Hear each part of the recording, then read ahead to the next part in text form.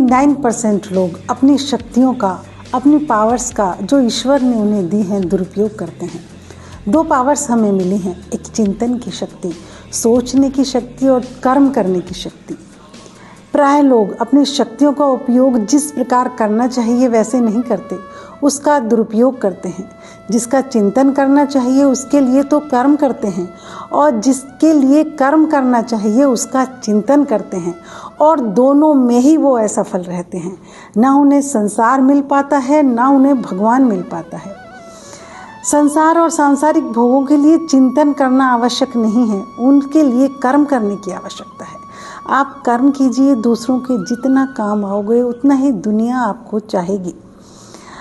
चिंतन से संसार को कोई लाभ नहीं होता, किंतु चिंतन करने वाले को भी भोग प्राप्त नहीं होते। इस प्रकार ईश्वर कर्म से नहीं मिलते, वे विश्वास, चिंतन और प्रेम से मिलते हैं। और हम ईश्वर के लिए कर्म करते हैं, हम दान करते हैं, हम पूजा करते हैं, हम बहुत सारे कर्म करते हैं, लेकिन नहीं, ईश्वर मिलने का इन सब चीज़ों से कोई ताल्लुक नहीं है।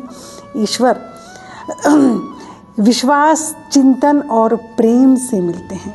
इसलिए लोग नहीं जानते किसका हमें चिंतन करना चाहिए और किसके लिए हमें कर्म करने चाहिए।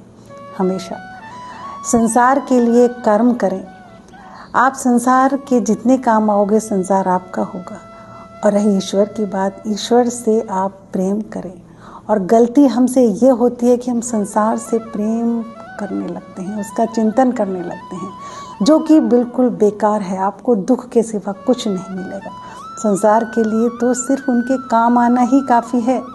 और अगर आपको प्रेम चाहते हो तो वो तो आपको ईश्वर से ही मिलेगा। प्रेम और चिंतन हमें ईश्वर का करना चाहिए।